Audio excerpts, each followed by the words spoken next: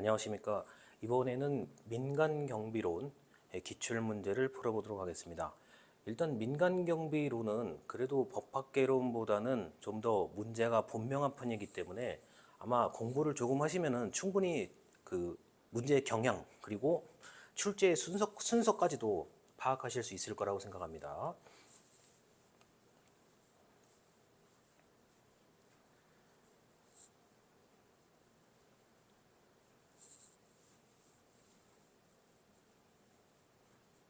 네, 그래서 이제 2022년 기출문제부터인데요. 자, 이것도 저번에 법학 개론에 제가 말씀드린 거하고 똑같은 요령입니다. 이 경비지도사 문제 같은 경우는 문제의 첫 번부터 끝번까지가 어느 정도 순서가 정해져 있습니다. 그래서 그 기출 문제를 보시게 되면 민간 경비의 개념에 관련된 설명, 자 그리고 그 민간 경비와 공경비라는 단어가 항상 나오거든요. 그래서 앞부분에는 민간 경비와 공경비자, 공공경비와의 뭐 차이점, 틀린 점, 맞는 것은, 틀린 것은 이렇게 고르도록 되어 있는 거고요.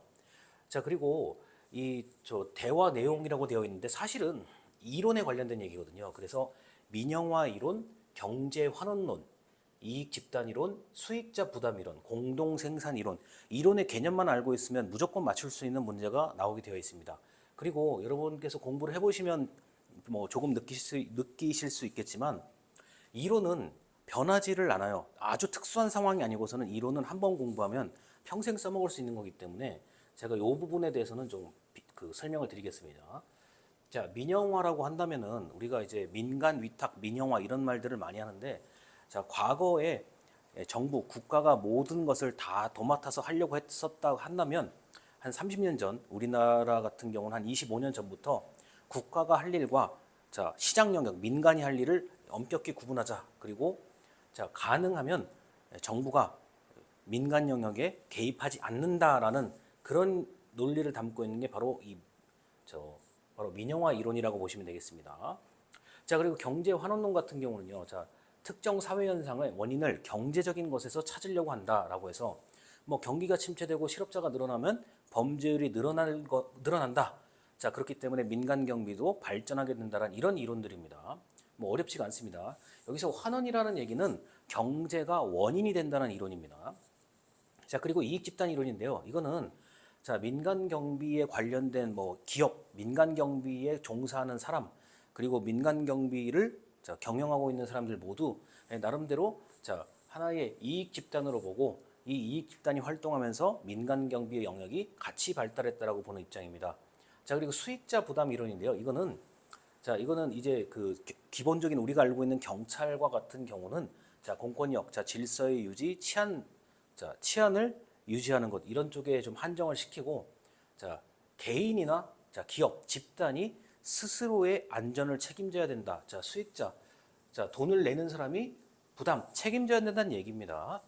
자, 그리고 공동생산 이론 같은 경우, 다른 말로 공동화 이론은 자, 이건 민간 경비가 자, 공경비, 경찰을 자, 보완하고 때로는 대체하면서 민간 경비가 성장했다는 그런 관점이고요.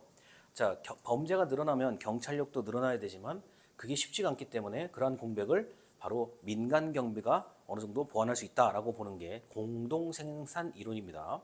한 번만 외워두시면 이거는 틀릴 수가 없는 그 내용이고요. 자, 그다음에 이제 환경 설계를 통한 범죄 예방, 이른바 셉테드에 관련된 얘기인데 셉테드 같은 경우는 뭐 시험뿐만 아니라 우리가 경찰, 경호, 경비 그리고 이거는 소방 영역 그리고 재난 안전 영역에서도 셉테드에 관련된 것은 이제 기본적으로 알아야 되는 거기 때문에 이 부분에 대해서는 꼭 공부를 하셔야 되겠습니다.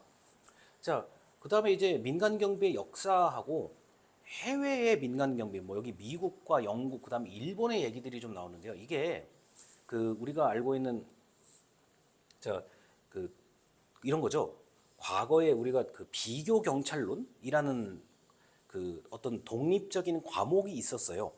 그 이제 경찰의 역사를 배우는 거고 해외 경찰은 어떻게 하고 있는지에 대해서 좀 살펴보는 과목이었는데 그런 내용들이 바로 민간 경비론에 들어가 있습니다. 뭐 예를 들어서 지금 뭐 영국의 로버트 필이라는 이런 뭐 대표적인 인물들이 있어요.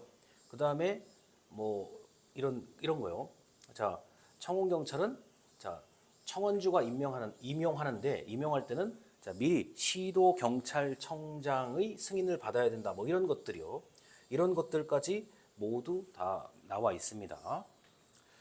자, 그리고 뭐 지금 이 민간경비론 같은 경우는 해설하고요. 보기를 어느 정도만 이렇게 외워두시면은 사실 크게 벗어나지가 않아요. 제가 볼 때는요. 자, 그래서 이런 그 기본적인 내용들이 앞쪽에 나오고요. 그 다음에 이렇게 외국의 경찰 얘기까지, 경비 얘기까지 나오다 보면은 자, 그 다음에 뭐 이런 거요. 자, 그 민간 경비는 공익성보다 영리성을 우선시한다. 당연히 이거는 그 민간 경비를 요청하는 사람에 따라서 그 서비스를 제공하는 거기 때문에 그런 거고요. 자, 그리고 이제 우리 경찰학 개론이라는 책을 봤을 때 이 10번 때부터 나오는 얘기들은 경비 경찰에 관련된 얘기입니다. 아무래도 이게 그 경비가 중요한 그 자격증이기 때문에 경비 경찰에 대한 얘기들이 좀 나와요. 그리고 우리나라의 치안 상황, 뭐 경찰의 기본적인 상황들에 대한 얘기가 나오고요. 자, 그리고 이제 경비업법에 관련된 그다음에 경비원에 관련된 이야기들이 나오는데 아무래도 이 과정은 교육을 꼭 받아야 되는 과정이기 때문에 자, 신임 교육을 받아야 되는 시간 뭐 24시간은 나와 있고요. 자, 그리고 자, 이렇게 특수경비원이 자, 옳지 않은 것은 자, 이렇게 나와 있죠. 특수경비원의 교육 시 관할 시도 경찰청 소속 경찰 공무원이 감독해야 된다라고 돼 있는데 이거는 이제 이런 건 잘 보셔야 됩니다. 관할 경찰서, 시도 경찰청이 아니라 관할 경찰서 소속 경찰 공무원이 입회하게 되어 있다. 이런 얘기들이요. 자, 그리고 뭐 마찬가지로 기계 경비에 관련된 얘기. 자, 그다음에 이제 민간 협력 관련된 얘기가 또 나오거든요. 그래서 이런 것들은 이제 시대의 흐름을 반영한 문제라고 할 수 있습니다. 아무래도 이게 가장 최근 기출 문제이기 때문에 여기 이제 민경 협력 경찰 같은 얘기가 나오거든요. 그래서 이런 문제들은 아무래도 읽어보면 좀 그 맞추기가 그렇게 어렵진 않아 가지고요. 그래서 이렇게까지 뭐 민간 경비에 대한 얘기 이렇게 말씀을 드릴 수 있습니다. 자, 그 다음에 이제 뭐 아까도 말씀을 드렸고요. 자, 그래서 이렇게 계속 쭉 넘어가는데 이제 방금 민경 협력 범죄 예방에 관련된 건데 이런 거는 한 번만 알아두시면은 뭐 문제 풀이에 큰 어려움이 없으실 겁니다. 자, 그 다음에 이제 뭐 경비 계획의 수립과 뭐 그 경비 계획의 수립에 따른 절차 그리고 꼭 나오는 경우가 이제 외곽 경비에 관련된 얘기죠. 아무래도 경비가 중요하기 때문에 그렇죠.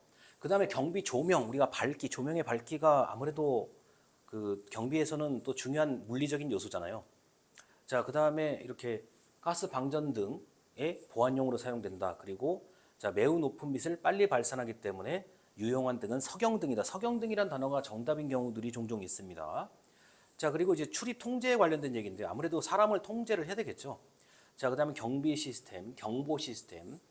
자, 그리고 이제 재난재해 관련된 내용들이 좀 나오고요. 자, 그다음 경비 조사 활동 업무.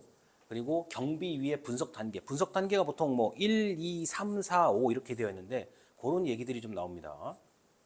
자, 그다음에요.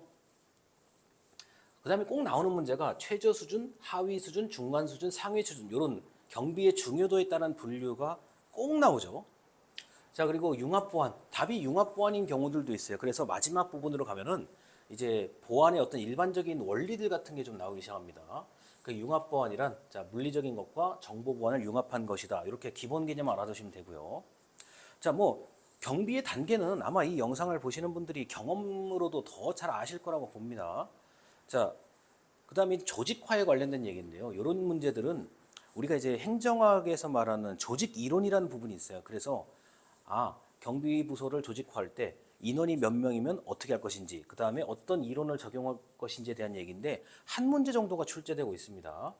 자, 그 다음에 이제 마지막 부분이 이게 민간 경우에서 좀 제가 볼 땐 독특한 게 마지막 부분으로 갈수록 이제 우리 흔히 말하는 뭐 디도스 공격과 같은 자, 컴퓨터에 관련된 문제들이 이렇게 꼭 출제되고 있습니다. 특히 뭐 스톡스넷부터 시작해서 여러 가지 그 개념들이 있어요. 그 개념들만 알고 계시면은 뭐 옳지 않은 것 고르는 거는 금방 하실 수 있을 거라고 봅니다.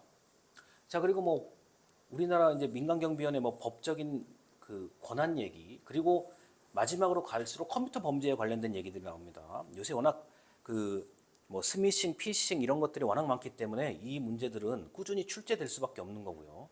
자, 그래서 뭐 자, 사이버 테러 같은 경우 지금 뭐 버퍼 오버플로우라고 되어 있고 플레임, 슈퍼제밍, 허프건 이렇게 되어 있는데 이런 것들은 용어의 개념만 알아두시면은 어렵지 않게 푸실 수가 있습니다. 자, 그래서 지금까지 민간 경비 여러분 보시면은 느끼시겠지만 앞쪽에는 민간 경비와 공경비의 이야기가 좀 나오고요. 그 다음에 이제 민간 경비의 어떤 그 역사라든가 외국 경찰, 외국 경비 경호에 관련된 얘기가 나오고요. 자, 그다음 이 경비 지도사의 어떤 교육 과정, 그 교육 시간에 관련된 얘기. 자, 그리고 일반적인 문제들이 좀 출제가 되고 마지막에는 사이버 범죄 쪽으로 문제가 흐르게 되어 있습니다. 자, 그래서 한번 계속 다시 보겠습니다. 자, 이제 계속 기출 문제 얘기인데요. 자, 이제 아주 일반적인 경비 업무가 무엇인지를 묻고 있고요. 자, 민간 경비와 공경비의 차이점. 뭐 이런 것들은 앞쪽에 그냥 이렇게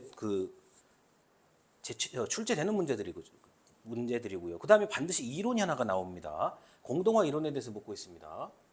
자, 그 다음에 이제 일본의 민간 경비 이런 것들이 이제 나오고요.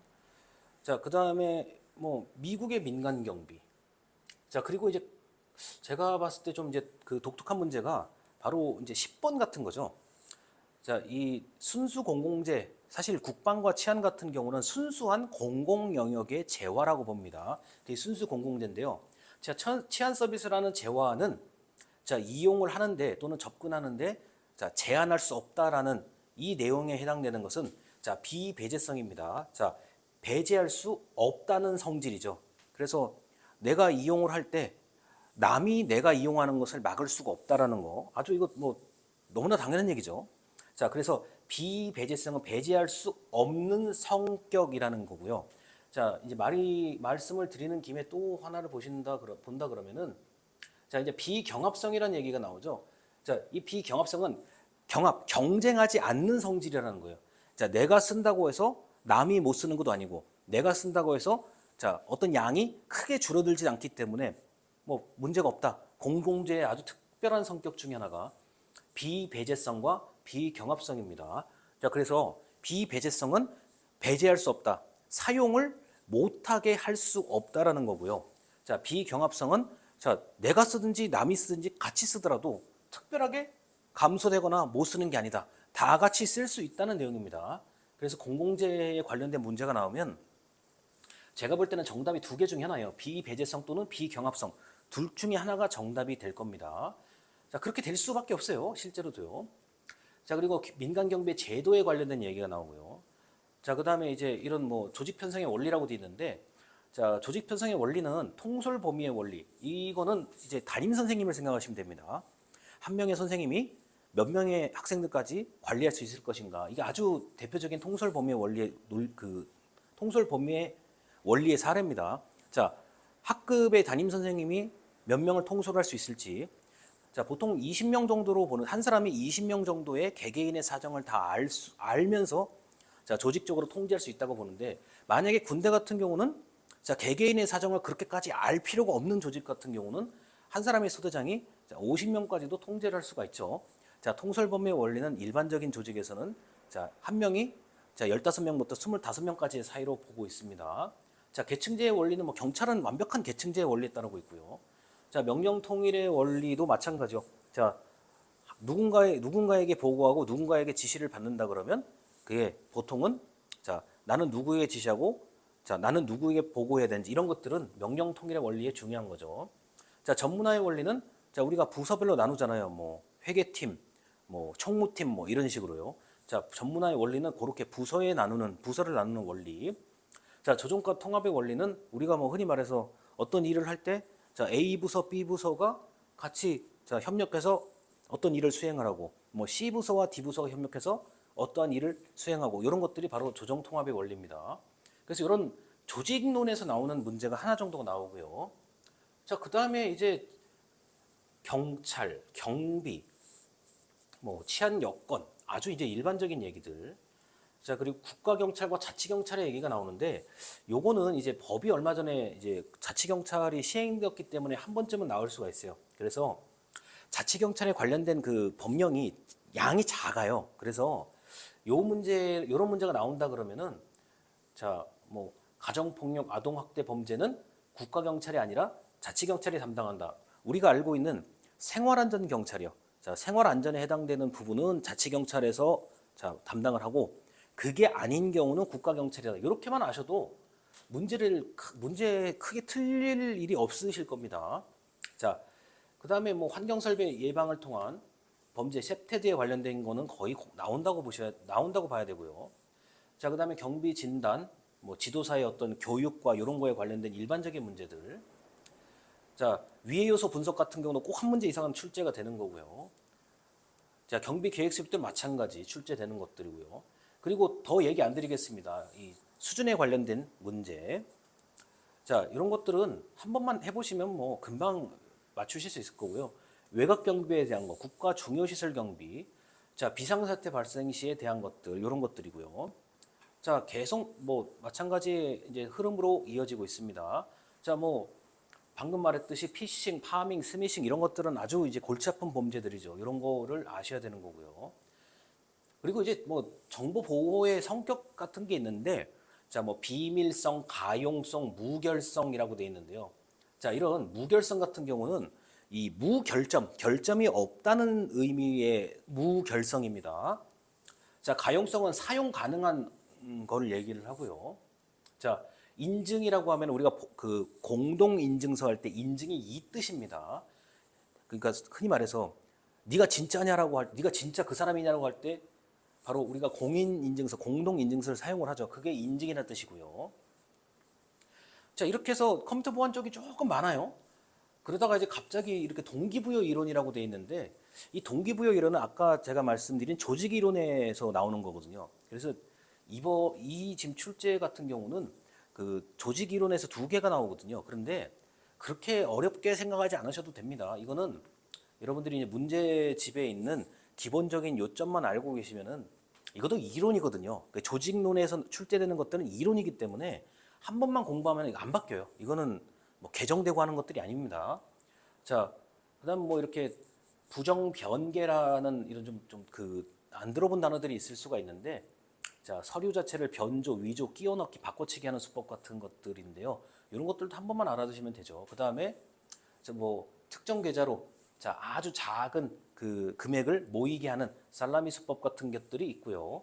자, 이렇게 해서 아주 깔끔하게 끝나죠. 자, 마찬가지로 아까 저 융합 보안이라는 단어가 정답 그 문제로 출제됐듯이 여기서는 아예 융합 보안이라는 단어가 바로 정답입니다. 자, 이렇게 해서 뭐 어렵지 않게 민간 경비론 기출 문제에 대해서 설명을 드렸고 뭐 대강 짐작하시겠지만 순서가 정해져 있습니다. 그렇기 때문에 잘 공부하시면 어렵지 않게 푸실 수 있을 거라고 봅니다. 감사합니다.